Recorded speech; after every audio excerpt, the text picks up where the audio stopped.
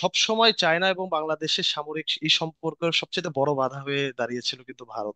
এবং 2017 সালে বাংলাদেশ যখন আহ, চায়না থেকে সাবমেরিন ক্রয় করে, সেই সাবমেরিন ক্রয়েরও সবচেয়ে বড় আপত্তিদাতাই ছিল কিন্তু ভারত। এবং পরবর্তীতে আমরা দেখলাম ভারত খুব তড়িঘড়ি করে এক প্রকার মিয়ানমারের কাছে কিন্তু সাবমেরিন সরবরাহ করে। ডক্টর মোহাম্মদ ইউনূস বর্তমানে উনি চায়না ভিজিটে আছেন, এবং আমার মনে হয় মারুফ মল্লিক স্যার এবং সেলি ফরহাদ হোসেন, প্রফেসর ফরহাদ হোসেন, ওনারা মোস্টলি ওনাদের বিষয়গুলো উপস্থাপন করেছেন। আমরা তরুণরা যে বিষয়টা দেখি, যে জুলাই গণ অভ্যুত্থান পরবর্তীতে আমরা যে বিষয়টা আশঙ্কা করছিলাম যে শেখ হাসিনা পালিয়ে যাওয়ার পরে বাংলাদেশের হালটা কে ধরবেন, এবং অবভিয়াসলি যে বিষয়টা সবার সামনে এসেছে এবং সবচেয়ে বেস্ট অপশনটি আমাদের সামনে এসেছে সেটি ছিল ডক্টর মোহাম্মদ ইউনূস। এবং আমাদের তার প্রতি প্রত্যাশা অনেক বেশি, এবং রাষ্ট্রটাকে পুনর্গঠনের জন্য আমার মনে হয় ওনার চেয়ে বেস্ট অপশন এই মুহূর্তে মনে হয় না আর ছিল। তো চায়নার বর্তমান যে ভিজিটা এটা অত্যন্ত গুরুত্ব বহন করে। এবং ইতিমধ্যে আপনারা দেখেছেন যে আজকে বেশ কিছু সমঝোতা বা প্রস্তাবনা এখানে এসেছে বিনিয়োগ সংক্রান্ত, এবং বাংলাদেশের অভ্যন্তরীণ বেশ কিছু বিষয় যেগুলো আমরা বিগত সময়গুলোতে অনেক স্ট্রাগল করছিলাম, সেই বিষয়গুলো নিয়েও কিন্তু উনি কাজ করছেন। তো এগুলো আমাদের জন্য অত্যন্ত আশাব্যঞ্জক, এবং আগামীর বাংলাদেশ গঠনের জন্য অত্যন্ত আশাব্যঞ্জক। বিশেষ করে আমরা তরুণ প্রজন্ম যে জিনিসটা চাই, যে আমাদের শিক্ষা পরবর্তী সময়ে, শিক্ষা জীবন পরবর্তী সময়ে আমাদের একটা বিশাল ভ্যাকুয়াম তৈরি হবে, যেটা হচ্ছে বেকারত্ব। সে বেকারত্ব নিরসনে আমরা কি করতে পারি সেটা, বিনিয়োগ অনেক বড় একটা বিষয় এক্ষেত্রে। এবং 210 কোটি ডলারের যে বিনিয়োগ বা অনুদান অনুদান এখানে এসেছে, এখানে চীন উল্লেখ করা হয়েছে যে চীনের প্রায় 30টি কোম্পানি, 30টা অধিক বা এরকম একটা সংখ্যা সম্ভবত অনুদান না, এটা বাংলাদেশের। আসলে হ্যাঁ, ইনভেস্টমেন্ট আর কি। হ্যাঁ। হ্যাঁ, হ্যাঁ, তারা ইনভেস্ট করতে রাজি আছে শিল্প অর্থনৈতিক অঞ্চলে প্রায় 100 কোটি ডলারের মতো।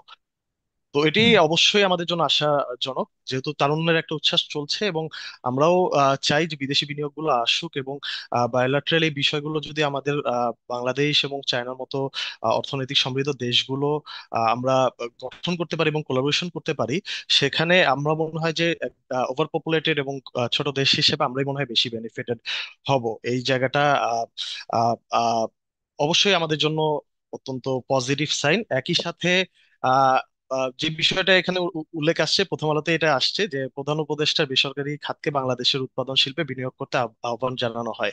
তো এটা আমি মনে হয় যে আহ আহ, এই সরকারের অন্যতম একটা অ্যাচিভমেন্ট, যে আমরা আমাদের সম্পর্ক জায়গাগুলো থেকে বৈশ্বিক যে শক্তিগুলো তাদেরকে আহ্বান করার মাধ্যমে তাদের যে একটা কোলাবোরেটিভ যে বিষয়গুলো আছে সেগুলো আমরা প্রতিষ্ঠিত করতে পারবো, এবং আমরা পজিটিভ এই বিষয়ে।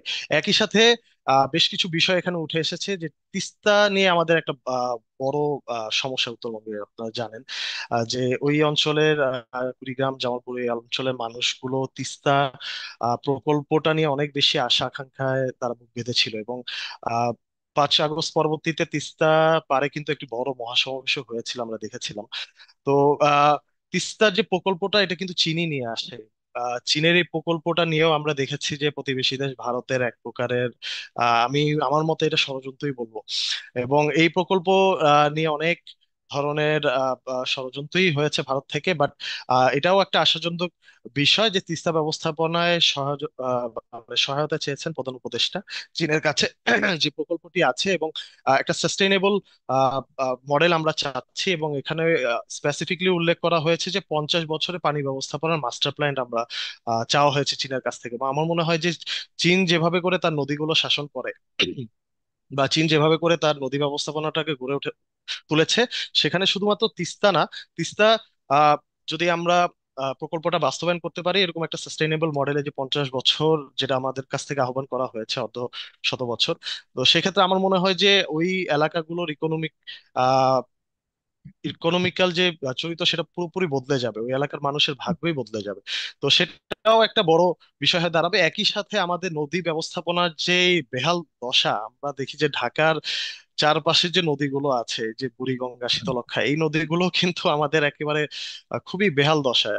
বুড়িগঙ্গার পানিতে এখন তো সাকার মাছ ছাড়া কোনো মাছই ওঠে না।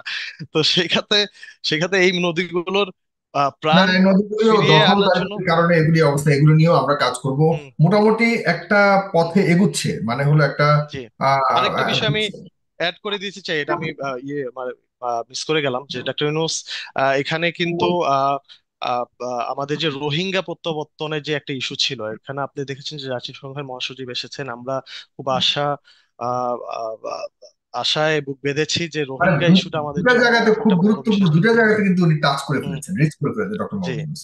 এক হলো জি। এই আমার মনে হয় চীন রোহিঙ্গাদেরকে এখানে ফিরিয়ে নেওয়ার এক- ব্যাপারে জাতিসংঘের সবচেয়ে বড় ভূমিকা পালন করবার কথা, এবং তাদের সহায়তা সবচেয়ে গুরুত্বপূর্ণ আন্তর্জাতিক পরিমণ্ডলে। সেটাও কনফার্ম করে ফেলেছেন, জাতিসংঘ মহাসচিব এসে হুম। ঘুরে গিয়েছেন এবং তিনি যথাযথ ব্যবস্থা নেবেন। অলরেডি একটা একটা হুম। ইয়েও পাশ হয়েছে, একটা প্রস্তাব পাশও স্টেটমেন্ট হয়েছে, আছে। এখন রাইট। পর্যন্ত হয়নি। এটা খুব বড় একটা বিষয়। পাশাপাশি অ্যাচিভমেন্ট। এদিকের এই আঞ্চলিক শক্তি হিসেবে রোহিঙ্গাদের ব্যাপারে সবচেয়ে বড় আহ আমি বলবো যে মুরব্বী যদি হয়ে কেউ থাকে, সেটা হলো চায়না। কারণ চায়নার কথা ছাড়া এক কদমও নড়ে না মায়ানমার। আর মায়ানমারের যে বর্তমান সরকার, সেই সরকারও এক কথা মানে চায়নার কথা ছাড়া এক একটা সিদ্ধান্ত নেয় না। সেই দুটো জায়গাতেই কিন্তু অলরেডি রিচ করে ফেলেছে ডক্টর মোদী ইউনূস। এখানে দেখেন খুব কৌশলী ভাবে, খুবই চমৎকার ভাবে কিন্তু দুটি শক্তিকে তিনি একত্রিত করে ফেলেছেন। আপনার রোহিঙ্গাদের ব্যাপারে আমার আমার বিশ্বাস, সহসায় রোহিঙ্গাদের নিয়ে একটা সমাধান আমরা পাবো। হ্যাঁ, এখানে শুধু এই বিষয়টা তো অবশ্যই আছে, এবং প্রপাগান্ডা তো বিভিন্নভাবে ছড়ানো হয় যে ডক্টর ইউনূস পশ্চিমা ঘেঁষা ব্যক্তিত্ব, কিন্তু ওনার যেই কূটনৈতিক ব্যবস্থাপনাটা আমরা দেখছি বর্তমানে, যে ব্যালেন্স করার যে বিষয়টা এখানে, প্রফেসর ফরহাদ স্যারও বলেছেন, একই সাথে মারুফ মল্লিক স্যারও বলেছেন যে ভারত কেন্দ্রিক এবং শেখ হাসিনা চীন ভারত আমেরিকার যে স্বার্থগুলো গুলিয়ে ফেলেছিলেন, এই বিষয়গুলো উঠিয়ে এনেছেন।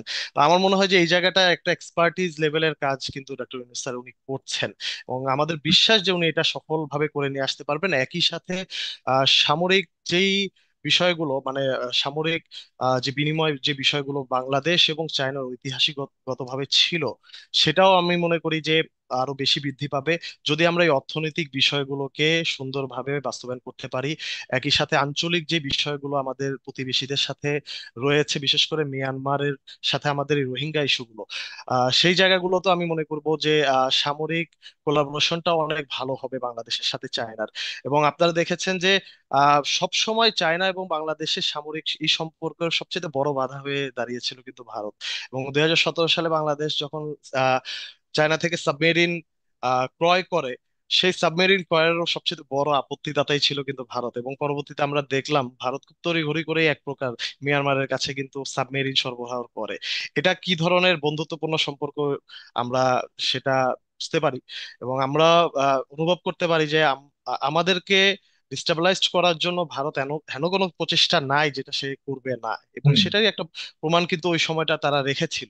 এবং বাংলাদেশের সাথে চীনের সামরিক সম্পর্কটা যাতে অত বেশি না গভীর হয়, এবং চীন কিন্তু প্রায় $1 বিলিয়ন একটা সামরিক প্রস্তাবনা দিয়েছিল, এর কন্ট্রাস্টে তারা মাত্র $500 মিলিয়ন একটা সামরিক প্রস্তাব দিয়েছিল, আপনারা জানেন।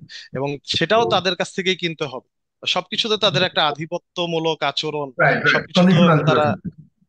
জি। এখন তো সেই এখন সেটা জায়গাটা থেকে আমরা কিভাবে একটা বের ব্যালেন্স হয়ে হচ্ছে। আসতে চাই। আমরা গ্লোবাল ধন্যবাদ। ভিলেজে বসবাস করছি, আমরা সেই জায়গা থেকে আমি মনে করি যে শুধু ভারত বলয় আমরা থাকতে চাই না। ভারত আমাদেরকে শোষণ করেছে।